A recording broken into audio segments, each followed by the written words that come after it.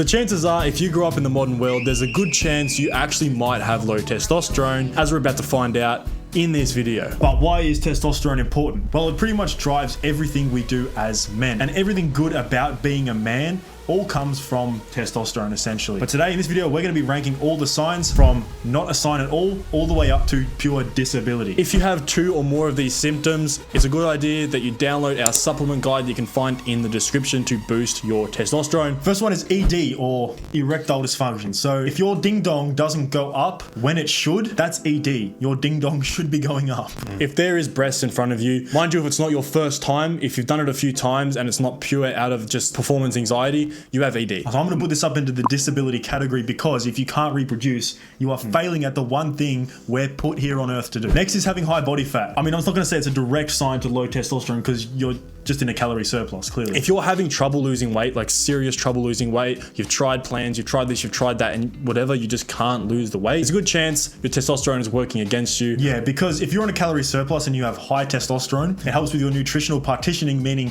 a lot of that's going to be turned into muscle. But if the things you're eating is only getting turned into fat, you probably got low T. All right, so next we have low confidence. So I don't think this is a direct sign. If you guys know anything about our story, we were like crippling alcoholics, and then we went on a journey to increase our testosterone, build our dream physique, and I noticed my confidence literally was directly correlated with my test increase. So I'm going to put it very noticeable. Yeah, I agree. All right, boys. So this one's going to be controversial. It's probably going to wipe us off the face of the earth in the future, but depression is directly correlated with low testosterone, okay? I wish more people were aware of this because it's a fucking epidemic right now. And it's a bit of a loop because the things you do to lower your testosterone will make you depressed, and then that low testosterone will keep you depressed. I'm going to say anyone with above 500 nanograms per deciliter of testosterone shouldn't be experiencing chronic depression, meaning no matter what you do, you're always depressed. So I'm going to put it in the sub 500 category. Next, we have low libido, meaning you don't want to have sex with the opposite gender or the same gender, if that's you. Yeah, like if you aren't breaking your neck to look at some nyash on the side of the road if you drive past, like our primal desires are to reproduce. It goes alongside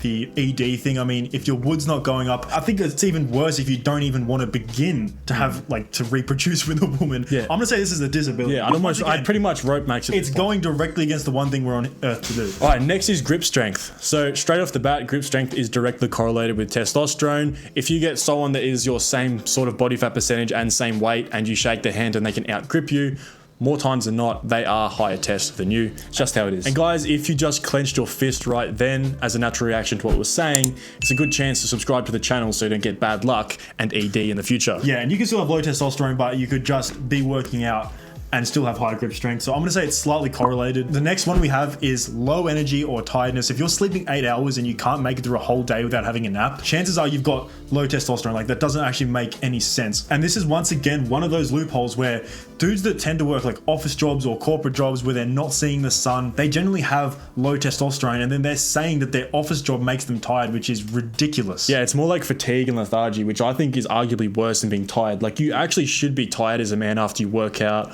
or after you've actually done something hard. Being tired is good because you'll sleep better. Yeah. But being lethargic and having brain fog throughout the day is just beta. Like, I'm going to be honest. If it's like 10 a.m. and you're tired, it doesn't make any sense. You shouldn't be tired. I'm going to say this is a borderline disability. We literally fucking built the pyramids, probably. Next, we have low muscle mass. Now, I'm going to say this isn't directly a sign, because if you're not working out, you're not going to put on muscle mass. It doesn't directly mean that you have low testosterone. Testosterone is more correlated with bone density, bone strength. I'm going to say it's slightly correlated. Yeah, I'm going to say it's slightly correlated. If you've never lifted a weight, your body can't respond to nothing. It just doesn't work like that. Next, we have motivation. Similar to depression, this is pretty much, contrary to popular belief, a direct sign of low testosterone. If you're not motivated, if you're constantly waking up and you have no motive to do anything, that is not good. As a man, we are motivation creatures. That's why we do anything. We had a motive to do shit. I'm going to say it's literally a disability, much like the tiredness and low energy thing. Like, if you don't have the motivation to do anything, you're not going to do anything, and that is a disability. Yeah, I think this might just be my own point of view, but in the past, I feel like we had more people of purpose,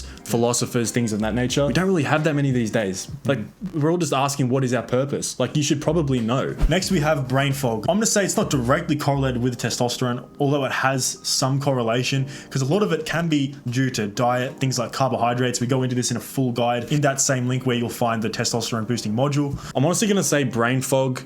I've literally got brain fog because I just had 4 crumpets. So as you can tell, guys, I have brain fog, and that's because I just ate a fuck ton of carbohydrates before my workout session. When I was on keto, I'm telling you, I had 0 brain fog. So I'm gonna say it's more dietary than it is testosterone. Okay, so bad beard density, or like just a terrible patchy beard in general. Now, it's not a direct correlation with testosterone because there's a hormone called DHT, which has a lot to do with it. I know guys that I can tell are high testosterone, but just don't have the beard genetics all there. Yeah, it's a combination between testosterone and genetics. You can always fix it with minoxidil 5%. I was going to put this in not a sign, but people that get on TRT and people that take steroids can grow a full beard. Okay, I will say this, getting into the specifics of it, beard density, like if there's patches you can't grow like on your cheeks and they just don't grow in that area, okay. But where it does grow, if it's dense, chances are you have high testosterone. Okay, next is like, what are we looking at? This is a drill bit. What is this? This is micro penis, okay? So chances are if you still have micro penis and you grew up with a micro penis, meaning I think that's what, like sub 2 inches?